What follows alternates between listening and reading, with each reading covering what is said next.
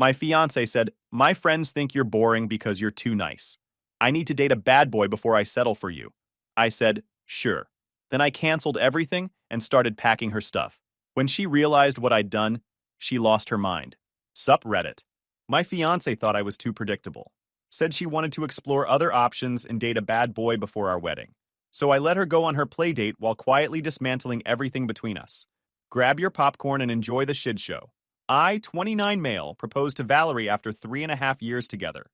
Just took her to Riverside Park on a Saturday afternoon in September. Got down on one knee near the fountain. Did the whole traditional thing. She cried, said yes, called her mom before we even got back to the car. We set the wedding date for June 21st. 9 months out.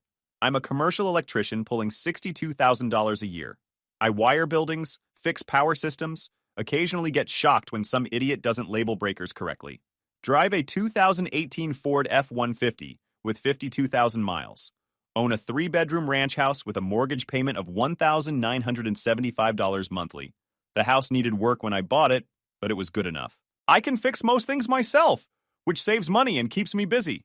Valerie worked as a graphic designer making $51,000 annually at some mid-sized marketing firm downtown.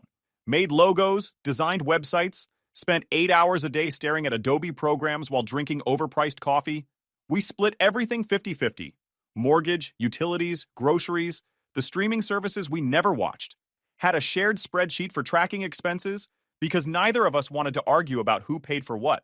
Our life was predictable but stable. Friday nights meant takeout and whatever was new on Netflix. Saturdays, I'd work on house projects while she ran errands or met up with old friends. Sundays, we'd meal prep for the week, usually chicken and rice variations that lasted until Thursday. It wasn't exciting, but it worked. Then Valerie got recruited to some boutique design agency called Pixel. Not a company, a collective. That's what they called themselves. A collective of creative minds pushing boundaries and disrupting the visual landscape. Valerie came home after her first day buzzing. "The energy there is different," she said, unpacking her bag. "Everyone's so ambitious, so driven." "That's good. You like the work?" "I like the people." Jade drives a Tesla. The creative director just bought a loft in the arts district. "Cool. It's inspiring. Everyone there is living their best life, you know?" I didn't know, but I nodded. By day 3, she was staying an extra hour after work. By week 2, she'd downloaded Instagram on her work computer. Week 3, she mentioned the team did Thursday happy hours at some place with $14 smoothies. I asked if she was going. She said obviously it was networking. I asked how much networking cost. She didn't think that was funny. The graphic designers there weren't like her old coworkers who packed leftovers and complained about client revisions. These women wore designer everything, drove luxury cars on designer salaries, posted Instagram stories from brunch spots where specialty coffees cost $18. Their feeds looked like advertisements for lives they couldn't actually afford. Their names were Jade, Amber, and Chloe. Jade was 31, engaged twice in 6 years without making it to any altar. Amber was 29, married and divorced in 20 months. Chloe was 25, perpetually single, perpetually dramatic. They took constant photos with captions like "Boss babes who design dreams." Real deep stuff. These were Valerie's new role models. These were the voices that started replacing mine in her head. Should have trusted my gut earlier. But 3 years together made me think we had something solid. Thought our shared mortgage and joint savings account mattered more than Instagram likes and validation from people you met 2 weeks ago. I was wrong about that. Valerie started coming home with opinions about 3 weeks into the new job. We'd be eating dinner, something I'd grilled, and she'd just drop these comments into normal conversation like hand grenades disguised as suggestions. Started small. She mentioned Jade wore this amazing athleisure brand, and we should join the gym she went to. $80 monthly per person instead of the 24-hour place we used for 15 each. Then Amber had this incredible skincare routine that only cost $350 a month but made such a difference. Then Chloe showed her this podcast about manifesting abundance, and we needed to think bigger about our lives, about what we deserved. I nodded through most of it, figured it was new job excitement that'd wear off soon enough. Then she mentioned Jade said we should have our wedding at Sterling Heights Estate instead of Lakewood Manor.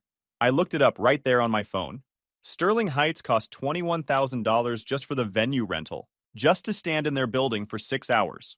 We'd budgeted $9,500 total for our venue, and already booked Lakewood Manor for $8,200, with a $3,500 deposit paid 4 months back. When I pointed this out, she hit me with it. Jade's fiancé surprised her with a $35,000 wedding upgrade. Just decided to do it because he wanted her to have everything. Jade's fiancé is a cardiac surgeon making $500,000 a year. You could be more ambitious, work harder, want more for us. I run electrical jobs. There's a ceiling unless I start my own company, which means 80-hour weeks and you're making excuses. That's exactly what I'm talking about. I closed the laptop. We'd locked our wedding budget at $29,400. Reasonable for our combined income when you factor in mortgage, car payments, student loans. We'd already put down deposits on everything. Venue was $8,200 with $3,500 down. Caterer, photographer, DJ, flowers, all booked. My suit was bought and tailored. Her dress was paid for by her parents. The honeymoon was the big one. $6,500 for 12 days in Greece, paid in full 8 months prior with travel insurance.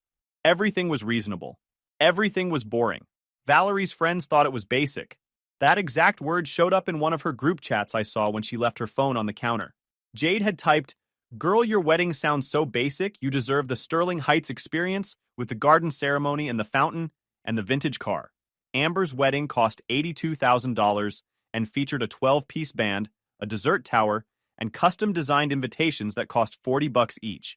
When I mentioned Amber's parents owned a chain of car dealerships and had a net worth somewhere in the high 7 figures, she accused me of being negative about her friends. The comments kept coming. Every dinner turned into a comparison tournament. Jade's boyfriend took her to Barcelona for a long weekend on a whim. Just decided Friday afternoon they needed a European vacation. Amber's supplement guy did surprise skydiving trips and posted videos of her screaming while falling out of planes. Chloe's latest toxic situationship at least kept things spicy with midnight drives and spontaneous concerts, and so on. Then the hints got less subtle. One night she asked why we never did anything spontaneous. I reminded her we had a mortgage and a wedding to pay for. Another night she showed me Amber's Instagram story, some rooftop restaurant in the city with an expensive menu and a view. Asked why we never went places like that. I said because one dinner there cost more than our grocery budget for a month. She said I had no sense of adventure. I asked her directly what she wanted. She said she didn't know. Just something more. Something exciting. I asked her to define exciting. She couldn't. Just said she felt like we were settling into this boring routine, and she wasn't ready for that yet. We were 4 months from getting married, and she wasn't ready for routine. I kept coming home smelling like drywall dust and copper, kept grading circuit diagrams on Friday nights while Valerie went out with the girls. Kept being boring, kept being responsible. Then she started staying later at work. Team dinners, she said. Networking events. Building relationships because it mattered for career growth. She'd roll in at 11 p.m. smelling like restaurant food and talking about how supportive her friends were, how they really understood her vision for life. I started noticing changes. New clothes appeared in the closet, ones that looked different from her usual style. Expensive jeans, tops from boutiques I'd never heard of with price tags that made my eye twitch. She started wearing more makeup to work. Started using words she'd never used before. Manifestation, alignment, energy, living her truth. One night she came home and announced she was getting her nails done weekly now. $80 every Friday. I asked if that was really necessary. She said it was self-care and I wouldn't understand, and that I was being controlling about money. We'd never argued about money in 3 years. Now it was a weekly thing. She started ordering lunch from places that charged $18 for a salad. Stopped bringing leftovers. When I asked about it, she said everyone at work ate out, and she didn't want to be the one unpacking Tupperware in the break room. I pointed out that was nearly $4,000 a year in lunch money alone. She said I was being cheap. A week later, she came home with an $18 candle. Said it was eucalyptus something, and Jade had 3 of them. I asked what was wrong with the $10 candles from Target. She said I didn't understand quality. The candle sat on our coffee table unused for 2 months because she said it was too nice to burn. Her Instagram transformed. Suddenly, it was all group shots with Jade, Amber, and Chloe. Pictures of food arranged like art exhibits. Sunset photos with captions about growth and evolution and becoming her authentic self. Meanwhile, I was the one calling vendors, confirming headcounts, making sure deposits got paid on time. She'd check in once a week to approve whatever I'd already handled, then go back to her group chat with the girls. 2 months into her new job, I asked directly if she was happy. She said, of course, why would I ask? I said she seemed different lately, distant. She said she was evolving as a person, growing into who she was meant to be. I said, okay, growth was good. She asked if I had a problem with her growth. I said no, but I knew. I'd seen enough relationships implode in my crew to know what was coming. The question was when, not if. The conversation that killed everything happened on a Wednesday. I'd made burgers on the grill, just decent ground beef with cheese and the works. Valerie was on her phone the entire time, texting someone and smiling at the screen. I asked her to put it down. She said she was texting Chloe. I pointed out we were supposed to be eating together. She called me controlling. I put down my burger and asked what her problem was lately. She looked up from her phone. My friends think you're boring. Too nice, too safe, too predictable. Jade called you a placeholder. I paused. Interesting. And what do you think? She took a breath. They're not wrong. Something cold settled in my chest. Okay, so why are you marrying me? I don't know. Maybe I need to figure that out. That's when she said she wanted a break. Not a breakup. A break. Before the wedding. I need to experience something different, she said. Different how? Someone exciting. Someone with edge. A bad boy, just to see what it's like. Then I'll know for sure if you're right for me. I let that sit for a second. You want to date other guys 4 months before our wedding. Just one guy. And it's temporary. Who is he? There's no one specific yet. I just need to know what else is out there. And then what? You come back and we get married like nothing happened? Exactly. You get it. I didn't get it. But I got something else. I stared at her while she explained this plan. She wanted to date other people 4 months before our wedding. Just temporarily. Get it out of her system. I pointed out that Jade was giving relationship advice despite being engaged twice without making it down any aisle. Valerie said Jade knew what she wanted. I said being engaged twice meant she knew how to pick rings, not partners. Valerie said that I was too judgmental, that a bad boy wouldn't judge her. I mentioned a bad boy also wouldn't marry her. She said she just needed space. A few weeks, then we'd get married like planned. I sat there looking at this woman I'd been with for almost 4 years, who I'd proposed to, who I'd bought a house thinking about, set up joint accounts with, and felt nothing except that cold clarity. I said, okay, take your break, date your bad boy, date your... She looked relieved and confused at the same time. I told her she was right about me being too nice, said I needed to work on that. What does that mean? She asked. You'll figure it out. She left that night, went to stay with Jade. The next morning at 6 a.m., I started making calls. My buddy Nick came over that night with some pizza, asked if I was all right. I said I was great. He asked what I was going to do. I said whatever I wanted. He said that was the right answer. Asked if I needed help with anything. I told him, yeah, actually. Gonna need some boxes in your truck this weekend. He didn't ask questions, just said what time. The venue was first. Called Lakewood Manor at 9:03 a.m., right when they opened. Explained I needed to cancel my June 21st wedding. The events coordinator sounded genuinely sympathetic. She pulled up the contract and confirmed cancellations. More than 60 days out meant forfeiting the deposit, but no additional charges. We were 79 days out. Lost the $3,500 deposit, all my money, but didn't owe the remaining $4,700. Best money I ever spent. Caterer was next. Same policy. More than 60 days out, you lose the deposit but nothing else. Lost $825 of my money. $825 of Valerie's. Worth every cent. Photographer required a different approach. That was her parents' money. I called David, her dad, first. Told him straight what happened. Valerie asked for a break to date other guys before the wedding. Long silence. Then he asked me to repeat that because he must have misheard. I repeated it. Valerie wanted to date a bad boy to see if I was boring. He said that was the stupidest thing he'd ever heard. I agreed. He asked what I was doing. I said canceling everything. He said good. He'd handle the photographer. Don't worry about the deposit. He said I was a good man, and Valerie was making a massive mistake. Said he'd talk to her mother. DJ was already paid in full. $1,350 of my money. Contract said no refunds within 90 days. Couldn't get it back. Accepted the loss and moved on. Flowers were interesting. Order was under Valerie's name, but we'd split the deposit. I called and explained I needed to cancel. They said Valerie would need to authorize it. I asked if I could cancel my half and get my $450 back. The woman had never gotten that request before. Put me on hold for 8 minutes. When she came back, she said if I could prove I paid half, they'd refund my portion. I emailed a screenshot of the Venmo from March showing $450 with wedding flowers deposit in the memo. They refunded my half within a week. Valerie's $450 stayed on the order. When the wedding never happened, she forfeited it per their no-show policy. The honeymoon was the valuable one. $6,500, non-refundable through the travel agency. But I had that $450 insurance policy. Called the insurance company and filed a cancellation claim. Wedding called off qualified as covered. They needed documentation. I sent the venue cancellation confirmation. 4 days later, they approved it. 2 weeks later, I got a check for $5,950.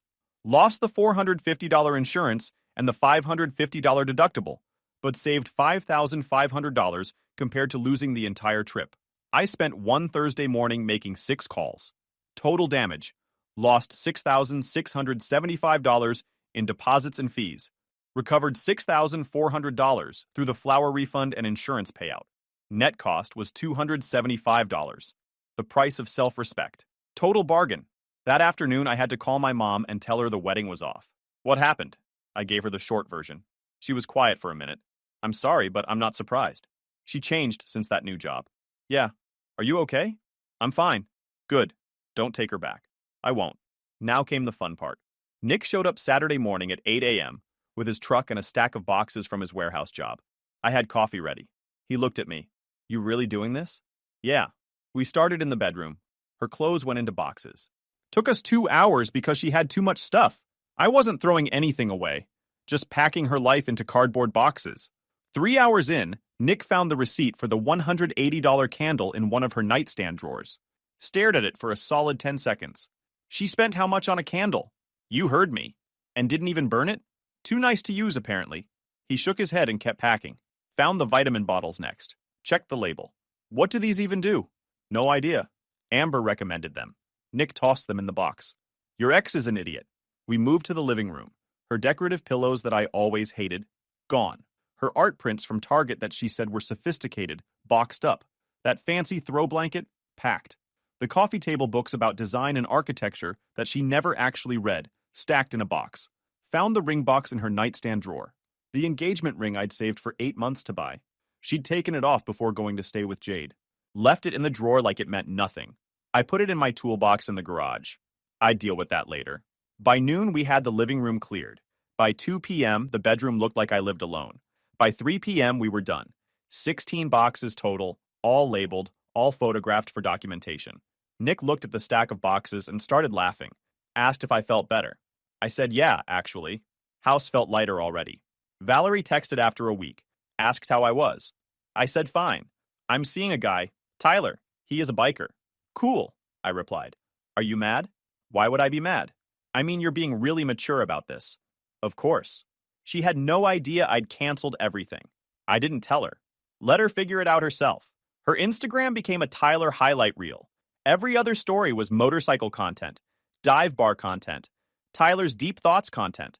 He looked exactly like every bad decision girls make in their mid-20s, except Valerie was 27 and should have known better. Monday, she posted them at some bar with a dartboard and neon signs. Caption, finally living. Tuesday was Tyler's motorcycle parked outside some tattoo shop. Wednesday, she posted a quote about how nice guys finish last. Thursday was a selfie of them together, his arm around her, her smiling like she'd figured something out. Friday was a photo of his hand on her leg while he drove.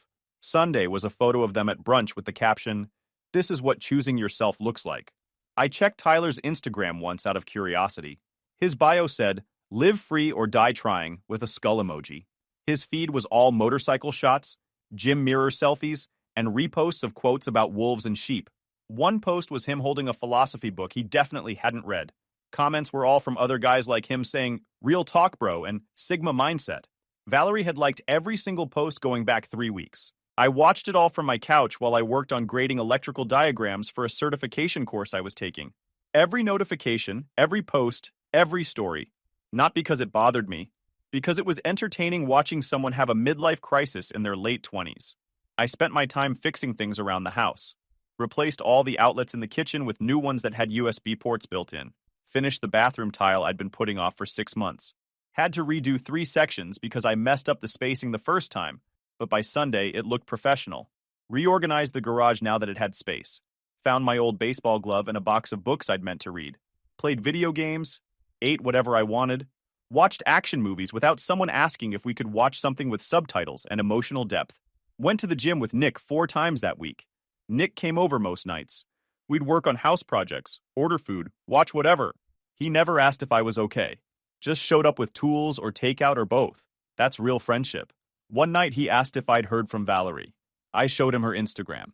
Tyler looking like a walking cigarette commercial. Valerie looking like she was trying too hard to seem happy. Wow, she looks desperate. Week 3 she posted, "Sometimes chaos is necessary for growth." Week 4 was, "I'm done settling." Week 5 she deleted both posts and posted a photo of Tyler's apartment with the caption, "Home is wherever you make it." His apartment looked like it hadn't been cleaned since 2019. I could see empty takeout containers on the counter in the background of her carefully framed shot.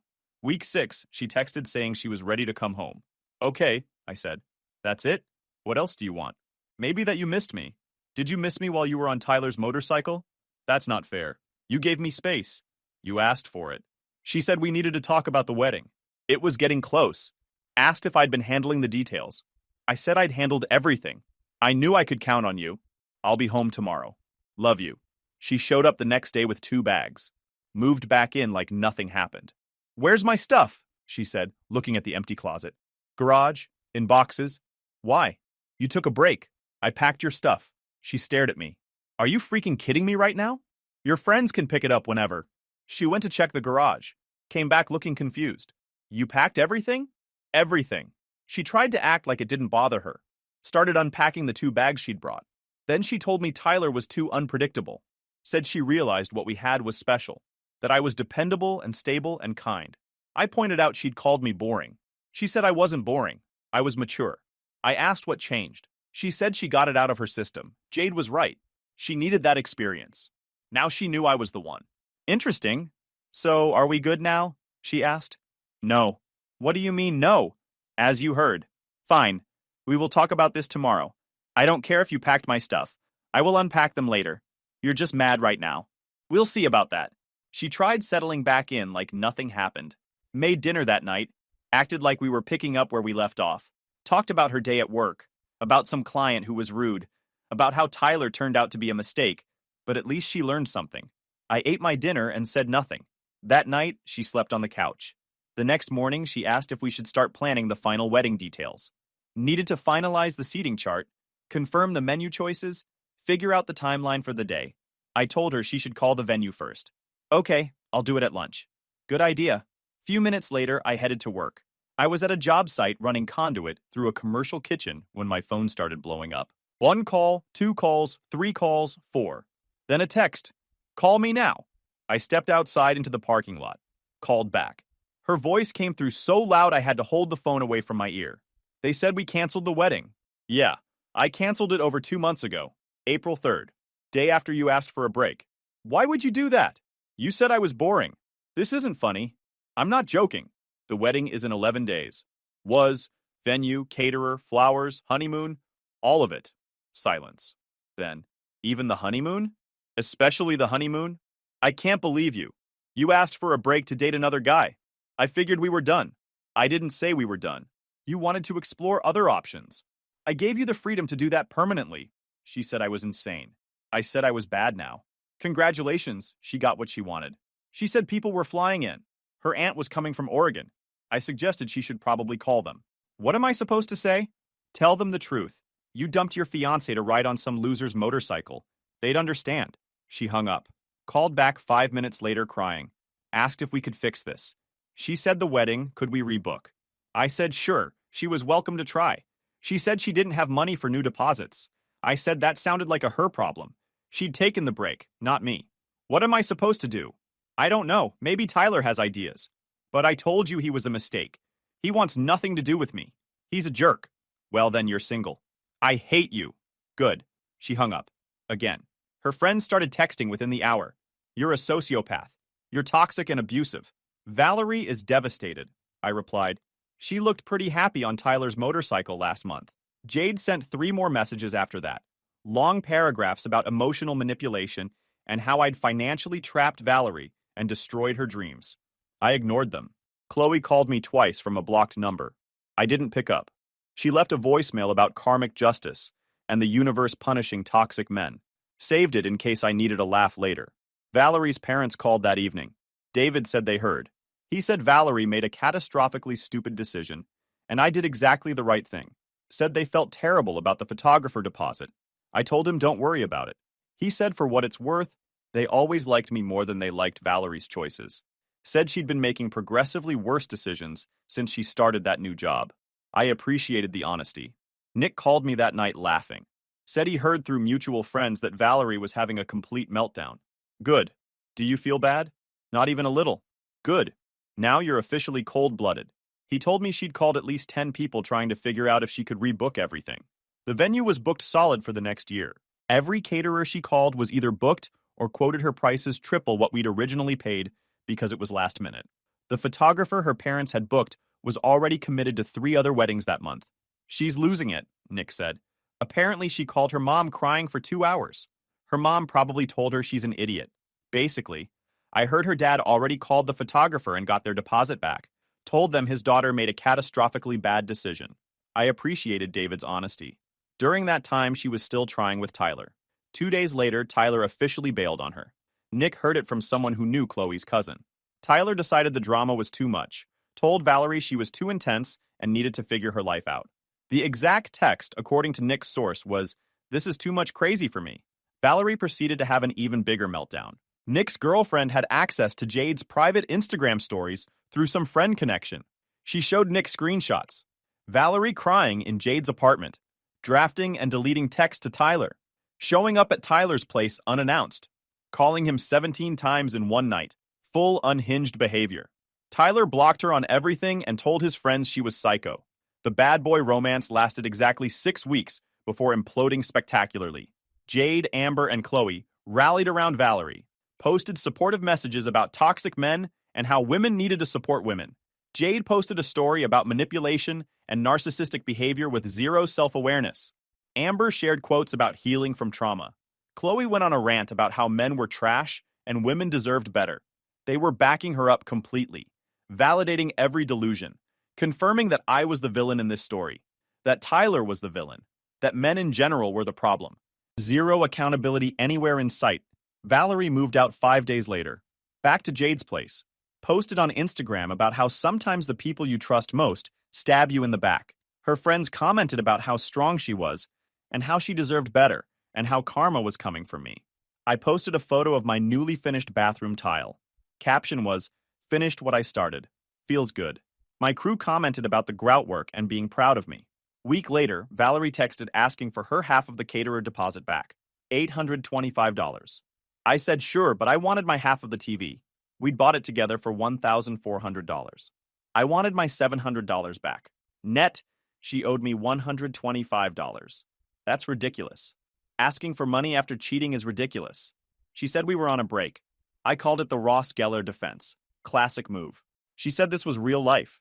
I said exactly. And she was acting entitled. She never mentioned money again. Month later, Nick told me Valerie and Jade had a falling out. Something about Jade encouraging the whole Tyler situation, and Valerie finally realizing her friends were toxic. Apparently, Valerie accused Jade of ruining her life with bad advice. Jade responded that Valerie made her own choices and needed to take accountability. The friendship imploded over text in about 45 minutes. Amber sided with Jade. Chloe tried to stay neutral and ended up getting cut off by both of them. The whole friend group collapsed like a house of cards. 2 months later, I heard Valerie was dating someone new. An accountant. Boring. Stable. Safe. Made $63,000 a year and drove a Corolla. Apparently, the lesson landed.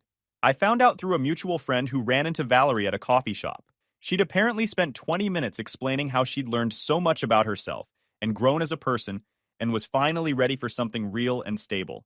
The mutual friend said she looked exhausted, like she'd been through something that aged her 5 years and 6 months. 4 months later, she texted an apology. For what? I asked. For everything. For listening to her friends. For asking for the break. For taking me for granted. I said, okay. She asked if we could try again. I said no. Why not? It's over, Valerie. I moved on. You should try that too sometimes. But people make mistakes. I made a mistake. Yes. People make mistakes and face consequences. Now face yours. Are you really not going to forgive me? You're being vindictive and cruel. I forgive you, but that doesn't mean I'm taking you back. You're harsh. You used to be nicer. You told me I was too nice, so I changed. I didn't mean it like that. I don't care. She stopped texting after that. 6 months post-cancellation, I met someone. Her name's Lauren. She's a paramedic making $48,000 a year. Drives a beat-up Jeep Wrangler with mismatched fenders she keeps meaning to paint. She thinks my truck is nice. We went to dinner, split the check. She didn't take any photos for social media. Didn't mention bad boys, or excitement, or needing space. We talked about books and weird emergency room stories. She was reading Stephen King. I was reading Lee Child. We argued about whether Jack Reacher could survive a zombie apocalypse. Best date I'd had in years. Third date, I told her about Valerie. You canceled your wedding without telling her? That's savage. Strategically assertive. She laughed. Do you regret it? Not once. She sounds delusional. She is. We've been together 9 months now. No drama, no breaks. Just two regular people who think paying bills on time is attractive, and having your life together is a turn-on. We meal prep on Sundays. We have a shared calendar. We're exactly the kind of couple Valerie's friends would mock. Lauren's never asked me to be more spontaneous or exciting. Never compared me to anyone else's boyfriend. Never suggested I should be more ambitious or make more money. She likes that I'm an electrician who shows up on time and fixes things that are broken. She likes that I remember to take out the trash and mow the lawn on schedule. One night she said she appreciated how straightforward I was. Said her ex was the opposite. All charm and excitement and spontaneity. Also all unreliability and broken promises and excuses. She'd take boring over that any day. Everything was good. I was finally done with the Valerie shit show. Well, almost. Last Friday night, Nick and I were at a bar downtown celebrating his promotion. Sports bar type place, decent wings, good food. We were at a booth near the back watching the game when he nudged me and nodded toward the entrance. Valerie walked in with her friends and some guy. The guy was maybe 40, wearing a blazer that didn't fit right and had a soul patch. Looked like he peaked in 2003. No way, Nick said. Yeah, way, I replied. They got a table on the other side. I went back to watching the game. 10 minutes later, she walked past our booth, heading to the bathroom. Stopped when she saw me. Hey, she said. Hey. Awkward silence for about 3 seconds. She glanced back at her table. I'm here with Derek. We've been seeing each other. Cool. Good for you. Yeah. Pause. You look good. Thanks. She stood there another second like she wanted to say something else. Didn't. Just muttered anyway and walked off. Nick waited until she was out of earshot. That was uncomfortable. Yep. She wanted you to react. Not my problem anymore. I saw her leave about 20 minutes later. Derek with the soul patch trailing behind her. Her friends giving me looks on the way out. I didn't acknowledge any of it. Just watched the game. That Derek guy looked like he was about to run, Nick said. Smart move on his part. Nick finished his food. You know what's wild? She could have had all this. The house, the stable life, the boring weekends. Instead, she's got Derek with a soul patch and a falling out with all her friends. Play stupid games, win stupid prizes, I said. We stayed until the game ended. Ordered another round of wings. Talked about work, about his promotion, about the new certification I was working on. I drove home to my house. Lauren texted asking if I wanted to come over tomorrow and help her fix her Jeep's alignment. I said sure. Great. I'll bring tools. Always do. That's pretty much it. I go to work, run electrical jobs, come home to a house that's paid down a little more each month. Lauren and I watch movies on Fridays. I help Nick with projects on weekends. We meal prep on Sundays. It's boring, predictable, quiet. She didn't want that life. Turns out I do. Guys, we are so close to hit 100,000 subscribers on this channel. If you are not subscribed to the channel, please consider subscribing. It really helps hit that 100,000 mark. Thanks for making this dream come true.